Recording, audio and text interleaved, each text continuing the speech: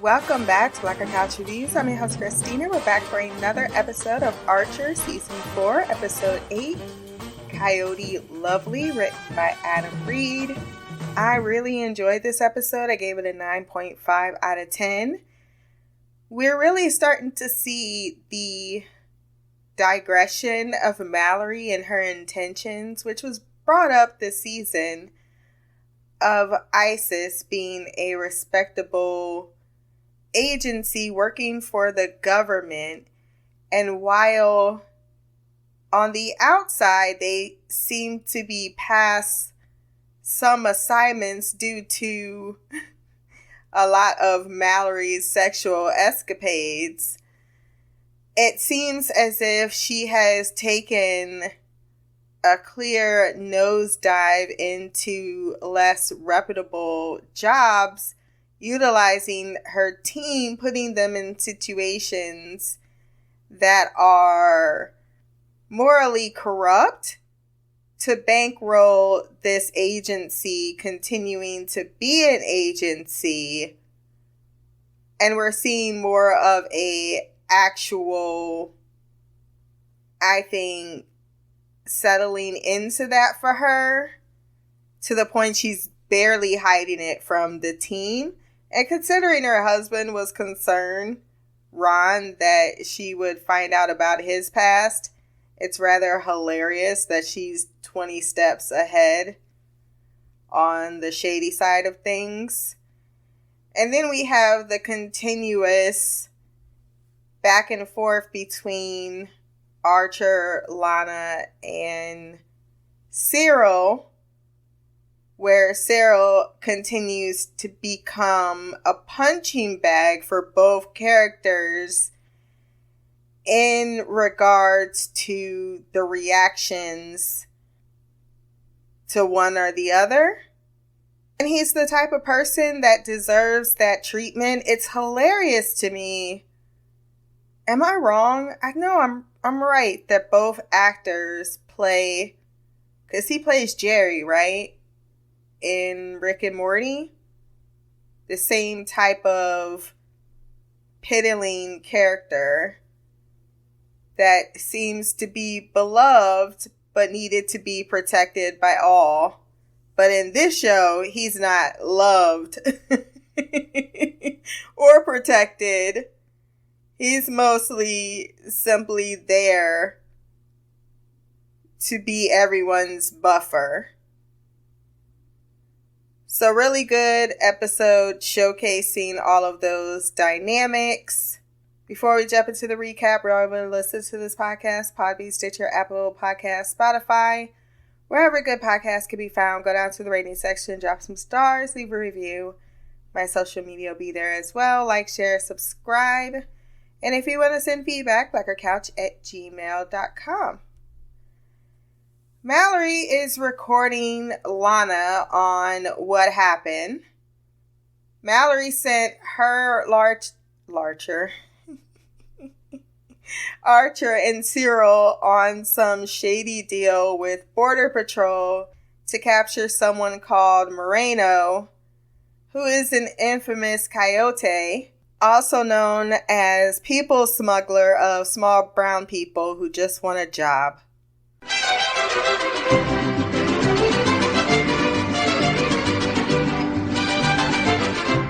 That's gotta be racist. He done wrote Dom on the rock.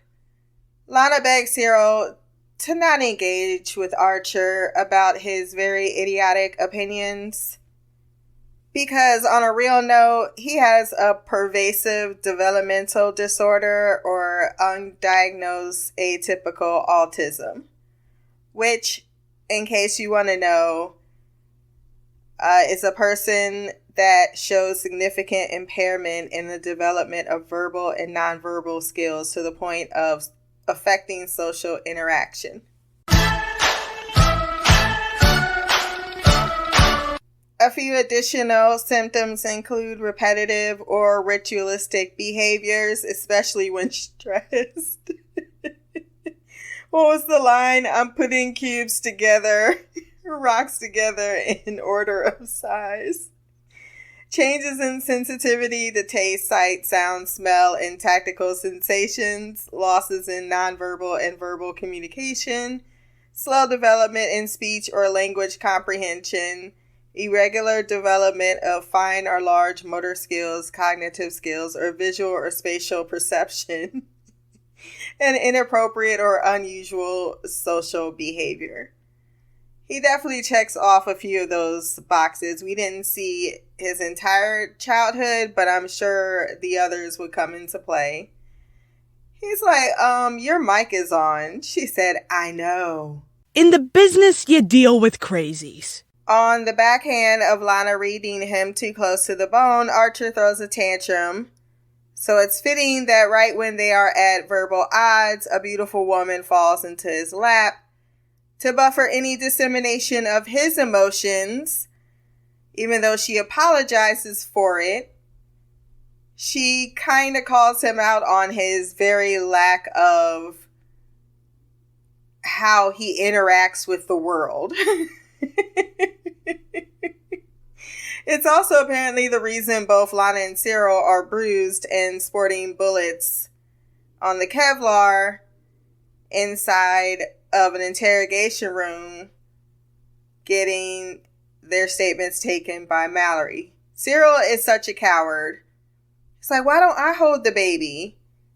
Being the one preferred to be the vulnerable target. Pussy ass bitch. He always be fucking they shit up. Always panicking. Archer flew down that hill so fast to be the one to disarm Moreno. And wants to let her go on a warning so that she will have to thank him with a drink. Lana is, of course, opposed as why she isn't against immigration. She is against illegal immigration. Because they don't pay taxes. And this is something she feels is a relevant issue with illegal immigration. Which, fair enough. Archer, however, finds her opinion hypocritical due to her ancestors not having papers. To his credit, even he couldn't believe that was his point before turning to go back to push Cyril to let the people out of because he shot out the engine. So there's people in the back. And the other point that was brought up is that all of the people smuggling inside of the U.S. aren't people just looking for a job. There's also people, moving weight and doing illegal shenanigans as well. Cyril does not like being pushed, particularly at this moment, because he already looks like a punk ass to Lana and another disappointment. But now, because of that and Archer saving the day, Archer gets to once again thump his dick on his head. So he decides to strike him. It was at this moment that he knew. He fucked up. Cyril should have known if he was gonna start it, he should have backed it up. Should have been taking some classes. After being punched in the face multiple times, Lana tries to break it up, catching an accidental elbow to the face, knocking her unconscious.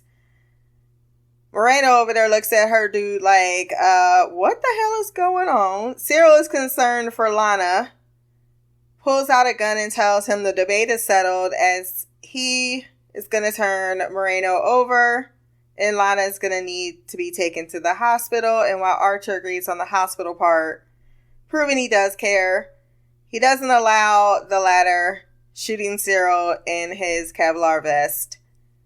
For some reason, Mallory pretends none of this sounds like her son. Oh, Lord. Again. Again. Nothing new, nothing changed, same old shit. Same old fucking. This is what you raised, ma'am. Him always looking for a hot woman to validate his own manhood. The immigration debate continues at the office as Pam and Cheryl shed documents this very second so they can overhear the interrogation instead of Tuesday when Mallory asked for it to be done. Pam points out Mexicans are cheap labor, but Cheryl points out it's because there's no taxes being paid. And for once, the two frenemies agree. Poor Jorge. Yeah, I think you're ready. Pam has a serious issue with the word consent. Archer drove off with all the Mexicans and their station wagon to where, who knows. Wait, I thought she killed the fat one when they go back to the station and all of the drones are once again back in their spots. Doesn't matter. It feels like he's dying by the end of this episode and actually is dead once again. Since the station wagon is a very common vehicle, particularly in Texas and in Mexico, finding it on the satellites is going to be pretty tough. I swear I wish I would pump nerve gas through the vents. Or you people make me want to pump nerve gas through the vents. Krieger said, just say the word.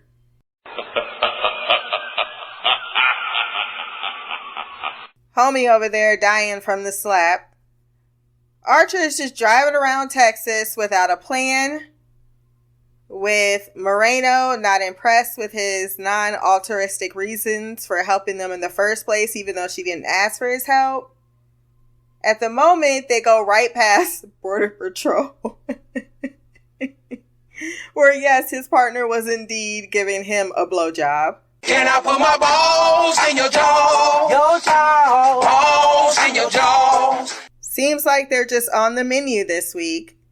Chewie concludes Archer is definitely autistic. I love the fact that we didn't know what they were saying, because they were speaking Spanish.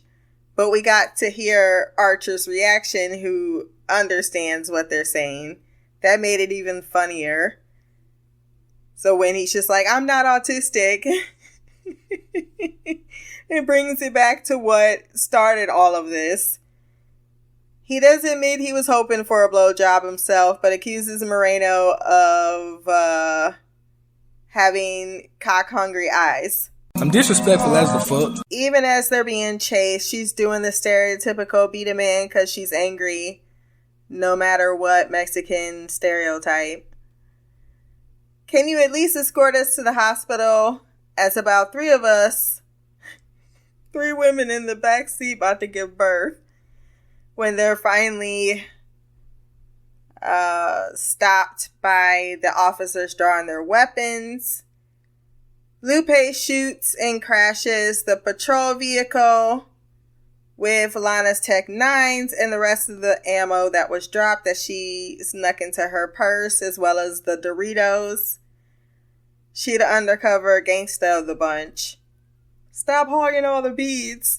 Other people want to offer prayers. Archer is shot twice in the back after finally getting the kiss he felt she always wanted to give him, instead of the motivation he needed to keep helping since she thinks he's insane. The officers are properly positioned in handcuffs considering their earlier activities. They also may be catching HIV, AIDS, hepatitis, any blood transfusion disease, because Archer is coughing on them and a lot of blood. And it feels like it definitely went into some orifices. Lana learns Mallory had set up this job just so that she could get a kickback to repaint her office white. Lana realizes her job really is to babysit Archer, to which Mallory concurs she failed at, since he's now run off with his own Mexican woman. They attempt to call him per